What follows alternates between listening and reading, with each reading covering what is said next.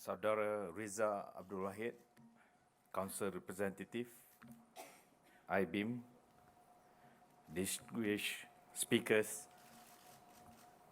ladies and gentlemen.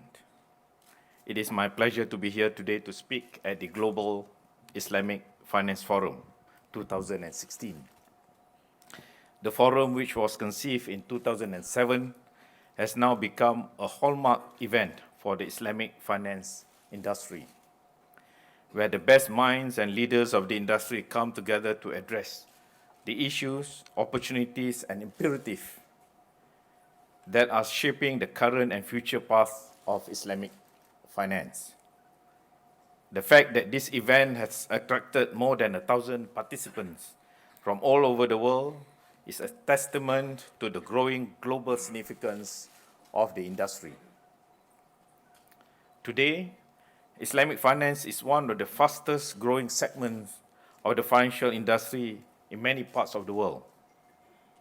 It registered double-digit growth rates in the past decade, despite challenging circumstances globally.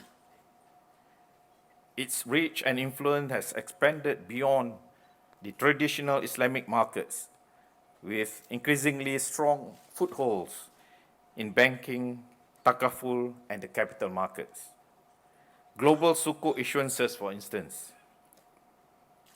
increased by 13% in the first quarter of this year, despite less favorable market conditions. This positive growth continues to be supported by the progressive development of market infrastructures, strengthened regulatory and supervisory framework, and active industry participants. In at least 10 jurisdictions, Islamic banking now represents more than 20% of total banking assets, a feat that has been achieved in under a decade. In many more countries, Islamic financial services are now available alongside conventional financial services. These developments underscore a clear and sustained trend in which Sharia-compliant financial products and services has continued to gain traction among businesses and individuals from all walks of life. In fact, the value proposition of Islamic finance has extended beyond faith and origins that appeal to the global community. It is the intrinsic qualities of Islamic finance that are multifaceted, that have pulled interest from diverse backgrounds.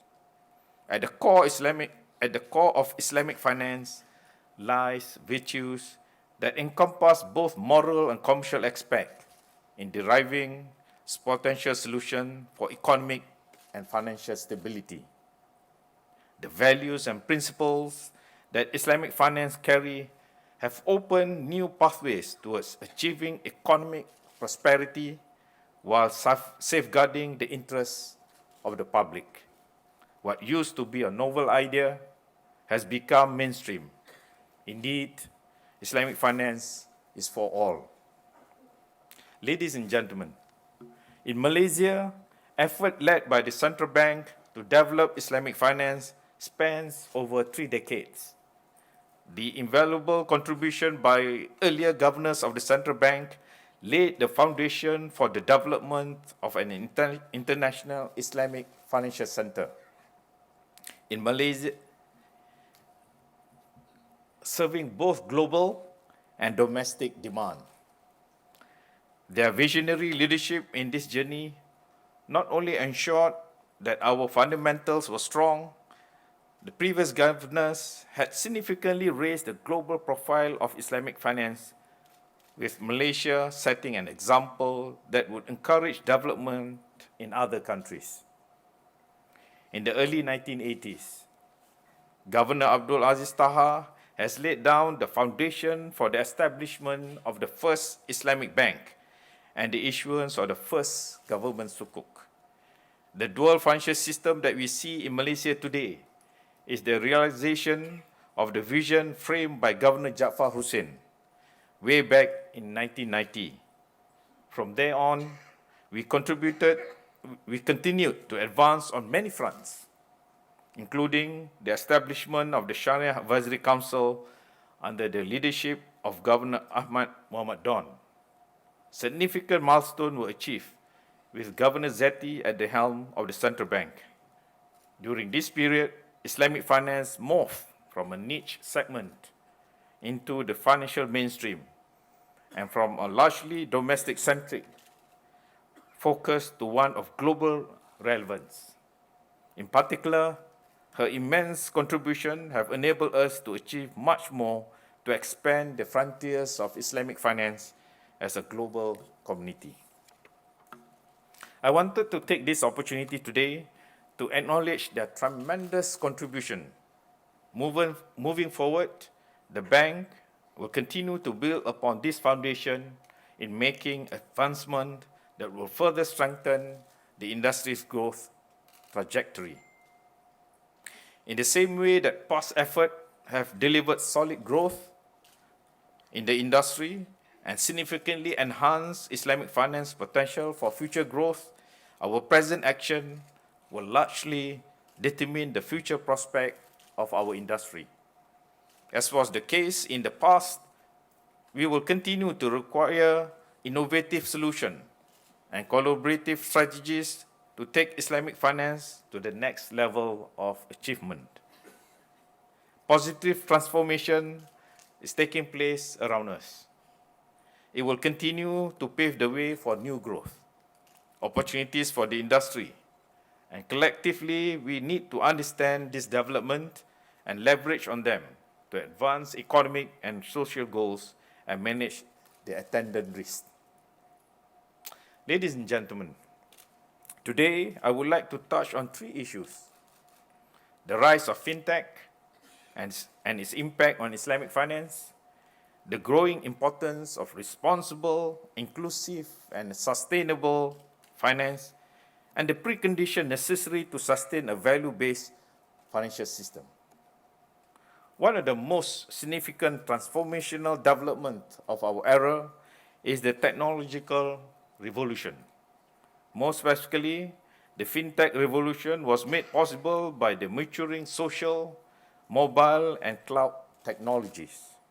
The digital revolution and widespread penetration of technology-driven application in nearly every segment of financial sectors is already upon us. Fintech innovation are fundamentally altering the way we experience and deliver financial products and services. According to a recent McKinsey report, the number of fintech startups globally has now exceeded 2,000, more than twice the number less than a year ago. Such growth is expected to continue as innovation tap into preferences of millions of technology-savvy millennials who are more receptive to new ways of consuming financial services. Fintech is challenging the status quo of the financial industry. New business model will emerge. Delivery channel will challenge existing norms. Transaction costs will be reduced. Rather than looking at the fintech revolution as unwelcoming, financial institutions ought to embrace it as an opportunity. In the area of payment services, for example, e-payment has revolutionized payment mechanism through convenient and accessible channel. In Islamic finance, a recent initiative in Malaysia has been the Investment Account Platform, or IAP, that was launched in February this year. It is an important example of a collaborative strategy by the industry to bring game-changing innovation to the market. The IAP is the first Islamic banking intermediated internet-based platform that combines the expertise of Islamic banks and the efficiency of technology to channel funds from investors to viable economic ventures. It promotes risk-sharing financial transactions by providing the platform for musyarakah and mudarabah-based equity financing.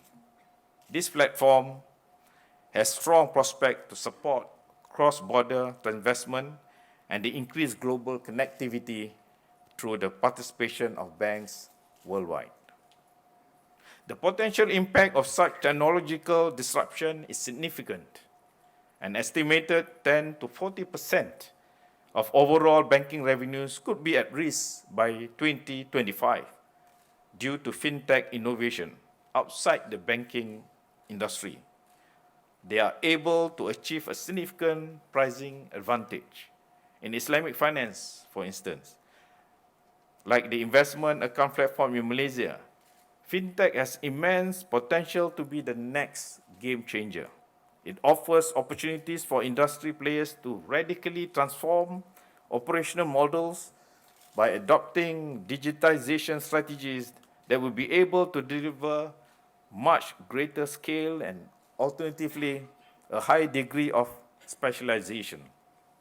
It also opens up new possibilities for improving efficiencies, reducing wastage, and enhancing the customer experience. All of this adds up to a stronger market positioning and financial performance. Saudara-saudari sekalian, to further explore and leverage on these opportunities, plans are currently underway to organize an inaugural Islamic Finance Symposium on Innovation that will provide a platform for the academia and industry to come together to develop and test breakthrough ideas and innovative solutions in Islamic finance. On its part, Bank Negara Malaysia has been actively engaging with fintech firms to better understand their activities and provide guidance on the regulation that may be applied to them. The adoption of fintech is clearly not without risk, particularly in the wake of rising cybersecurity threats that would compromise safeguards that protect financial assets and customer data. The bank has commenced a review of changes and additional guidance that are needed to ensure that the regulatory framework remains appropriate to manage the risk, while encouraging productive innovation that will drive costs down and improve the quality of services to consumers. We are looking at this from several perspectives. First, the impact of fintech strategies on the management of risks by financial institutions. Second, the potential for fintech startups to introduce new risks to the broader financial system as a result of regulatory arbitrage. And third, the impact to consumers. We will be providing more information to the market on our approach to the regulation of fintech development as our review progresses. In the meantime, our engagement with individual firms will continue, supported by a dedicated resources within the bank to lead the review. Another important milestone and development in this recent decade has been the growing emphasis on responsible, inclusive, and sustainable finance. The global financial crisis provided a dramatic reminder of the basic purpose of financial intermediation as a means to create sustainable value in the real economy. Without this anchor, finance will always be inherently unstable. The central role of finance in any economy also places a critical responsibility on financial action to promote and embrace responsible behavior, consistent with the long-term preservation and development of the economy, society, and our environment. In a number of developed markets, sustainable, responsible, and impact investment and environment, social, and governance consideration are gaining significant momentum. Similar trends are also starting to gain traction in emerging economies. Islamic finance is uniquely positioned to champion this cause, guided by the overarching Sharia principle, which emphasizes the protection and preservation of the benefit and interests of society at large. More than 750 verses in the Quran relate to the importance of achieving balance and moderation in one's life, while being responsible and accountable in the use of natural resources. The Islamic finance agenda must, therefore, embrace this cause as its core mission, a mission that has become more urgent in the light of growing economic and social inequalities and environmental concern. Ladies and gentlemen, the first socially responsible investment sukuk that was issued last year is an example of impact investing that generates positive social outcomes. It pioneered an innovative sukuk structure where the returns are dependent on the performance of the selected schools, which are supported by proceeds from the sukuk investment. The issuance of more such structure in the future would further reinforce the value proposition of Islamic finance that combines both financial returns and socially enhancement in terms of our welfare. Another key innovation with far-reaching potential is the creation of a new financial asset class that is backed by carbon credit-based solution structured using Islamic finance principle. This idea has enormous potential to incentivize concrete action by businesses to reduce carbon emission. The industry should endeavor to capitalize on the commitment of the government as announced by the Prime Minister of Malaysia on 12 April 2016 to consider providing incentive to buyers of Malaysian rainforest carbon credits to spur the development of this new base asset class. Over the longer term, the first precondition to sustain a value-based financial ecosystem is to direct serious effort at aligning performance measures to take into account both economic and social outcomes. In Malaysia, Islamic finance activities are governed by a comprehensive contract-based regulatory framework designed to achieve end-to-end Sharia compliance. Consistent with this framework, Islamic financial institutions are expected to evaluate and manage the impact of their activities, beyond which that is solely concerned with financial gains. To further entrench this shift, a proposal is being developed for Islamic financial institutions to disclose their corporate value intent as a measure of their performance and commitment towards value creation. This proposal is an important step to encourage a strong corporate and market focus on how Islamic financial institutions are generating value, not just for shareholders, but for the communities which they are part of. Ongoing collaboration and active engagement with the industry are currently being undertaken under this initiative to ensure proactive behavior and sustained momentum toward the creation of a sustainable development. Tuan-tuan dan puan-puan sekalian. Another precondition for long-term sustainable value creation is the availability of top-notch talent to drive and execute innovative business strategies that will realize the full potential of Islamic finance. Based on market assessment, a greater pool of quality professionals are required to sustain the growth of global Islamic finance that is estimated to surpass $3 trillion in total asset size by 2025. The challenge in meeting this demand, however, goes beyond the numbers.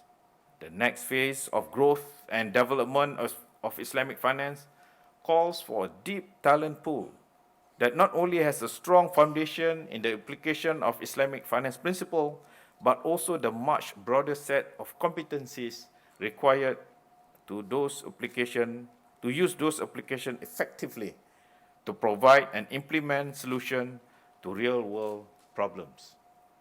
As such, talent must be developed not only within Islamic financial institutions, but also the professional ancillary service providers that are part of the Islamic finance ecosystem. In Malaysia, there are close to 40 professional ancillary services entities under the MIFC community, which play an important role in the development of Islamic finance. These entities provide a range of key services that include Sharia advisory, accounting, tax, rating, research, accreditation, and legal services, many of them serving global demand and setting benchmark for international best practices. To increase the impact and influence of Islamic finance, whether in a domestic or global context, all these key components must move forward together to provide complete and comprehensive solution.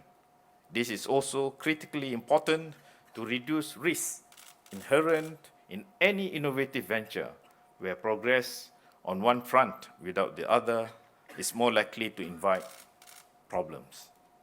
Let me conclude, ladies and gentlemen. There has never been a better time where confluence of development have called for us to propagate the value of Islamic finance in addressing the challenges confronting us today. Issues relating to inequality, financial excesses, and environmental damage and degradation. To elevate the Islamic finance industry to the next level, the formulation of game-changing strategies must bring in elements that leverage on technology, accelerate innovation, and develop well-rounded talent to meet the future needs of Islamic finance. These strategies offer an important opportunity to reinforce the foundation of a strong and resilient Islamic financial system. And it is important for us to do that as it can advance and contribute towards a more inclusive and stable global financial system. It is incumbent upon all of us here to make the most of it to support sustainable economic growth and help improve the lives of many. And it is also incumbent upon us to continuously reinvent and re-anchor our industry so that we can forge stronger links with our stakeholders. Our future will be secured if we remain relevant. Thank you. Assalamualaikum warahmatullahi wabarakatuh.